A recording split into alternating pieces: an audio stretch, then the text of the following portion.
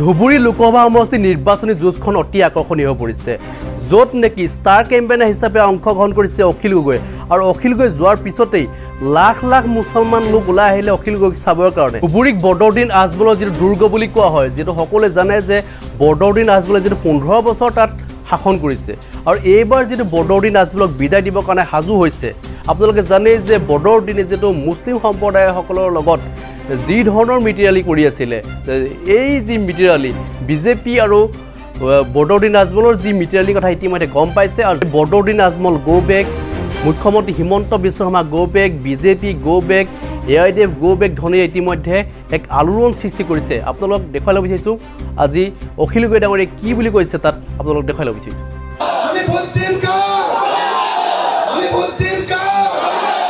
আমি কোন জিলা করতে আমি কোন জিলা করতে এটা হাকিনি ভালকে তুলনা কর ইনকিলাব ইনকিলাব ইনকিলাব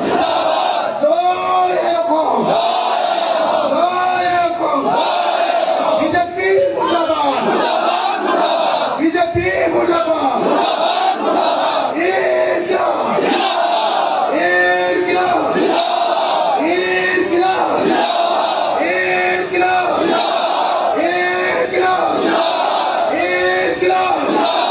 बीजेपी मुर्दाबाद बीजेपी मुर्दाबाद हिमंत बिश्व शर्मा मुर्दाबाद नरेंद्र मोदी मुर्दाबाद वीडियो कमेंट जिंदाबाद राजा रक्षामंत्री होगा जिंदाबाद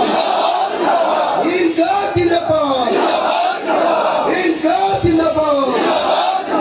रकीबुल हुसैन जिंदाबाद इंडिया मोर्चा जिंदाबाद वीडियो कमेंट जिंदाबाद धन्यवाद जय हो इनकलाब इनकलाब इनकलाब बदरुद्दीन आजमल मुर्दाबाद मुर्दाबाद बदरुद्दीन आजमल मुर्दाबाद मुर्दाबाद बदरुद्दीन आजमल मुर्दाबाद मुर्दाबाद एआईडीएफ मुर्दाबाद एआईडीएफ मुर्दाबाद एआईडीएफ मुर्दाबाद इंडिया मोर्चा जिंदाबाद इंडिया मोर्चा जिंदाबाद इंडिया मोर्चा जिंदाबाद আমি ভোট দিম কাক আমি ভোট দিম কাক আমি কোন চিলাত ভোট দিম আমি কোন চিলাত ভোট দিম আমি কোন চিলাত ভোট দিম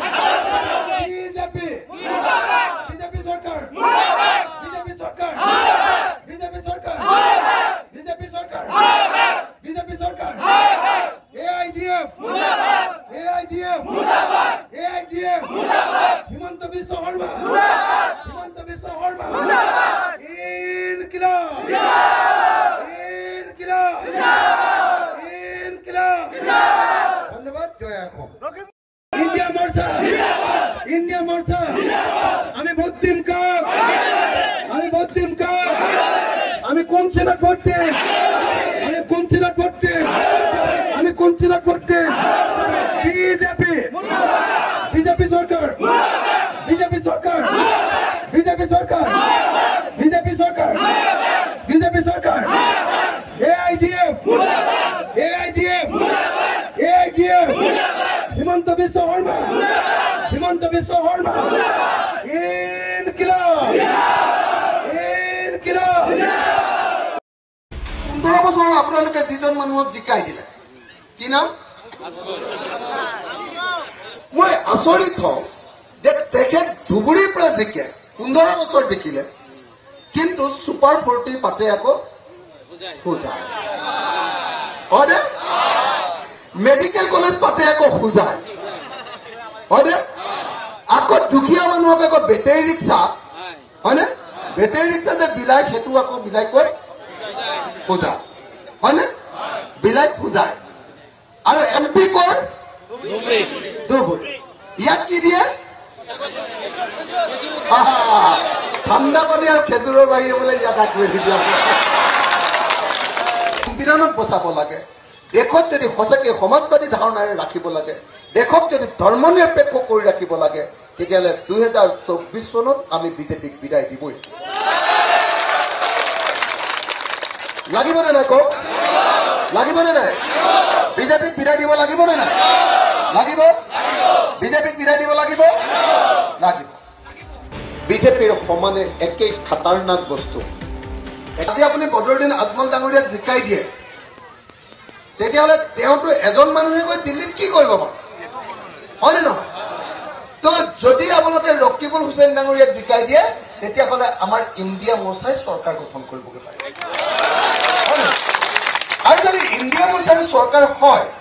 মই আপোনালোকক কৈ যাব পাৰোঁ ৰকিবুল হুছেইন ভাৰতৰ কেন্দ্ৰীয় মন্ত্ৰী হ'ব মইতো ভাবো যে ৰকিবুল হুছেইন এইবাৰ সংখ্যালঘু উন্নয়ন দপ্তৰৰ মন্ত্ৰী হ'ব হ'ল হিন্দু সাম্প্ৰদায়িক মৌলবাদী দল আৰু AIDF হ'ল মুছলমান সাম্প্ৰদায়িক মৌলবাদী দল এই দুটা দল এটা পিঠিৰ ইপিঠি সিপিঠি এটা মুদ্ৰাৰ দুটা পিঠি থাকে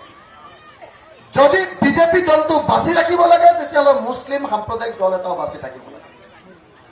যদি মুছলিম সাম্প্ৰদায়িক দলটো নাইকিয়া হৈ যায় তেতিয়াহ'লে বিজেপিও আকৌ হিন্দু মুছলমান কৰিবলৈ ৰাস্তা নাইকিয়া হৈ যাব হয়নে গতিকে যিবিলাক মানুহে অসমত বা ভাৰতত বিজেপিৰ উত্থানটো নিবিচাৰে বিজেপিক নিবিচাৰে বিজেপিৰ এই অত্যাচাৰ নিবিচাৰে তেওঁলোকে প্ৰত্যেকজন মানুহে AIDFক ভোট নিদিওঁ বুলি আচলতে আল্লাহৰ নামত ঈশ্বৰৰ নামত শপত খাব লাগে উজনি অসমৰ খিলঞ্জীয়া অসমীয়া ৰাইজ বুলি বিজেপিয়ে যাক কৈ থাকে খিলঞ্জীয়া অসমীয়া ৰাইজ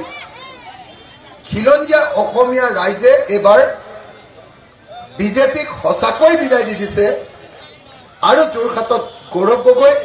আৰু ডিব্ৰুগড়ত লুৰিণজ্যোতি গগৈ জিকোৱাৰ সিদ্ধান্ত গ্ৰহণ